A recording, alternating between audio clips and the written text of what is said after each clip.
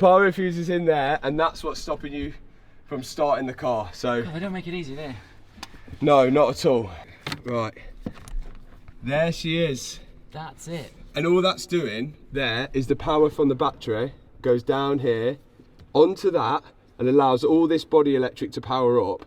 But the one thing it's stopping the power going to is down this wire here, which goes directly to your starter motor. And that's why it won't start. So if you took that off and moved that onto the other side, it would start.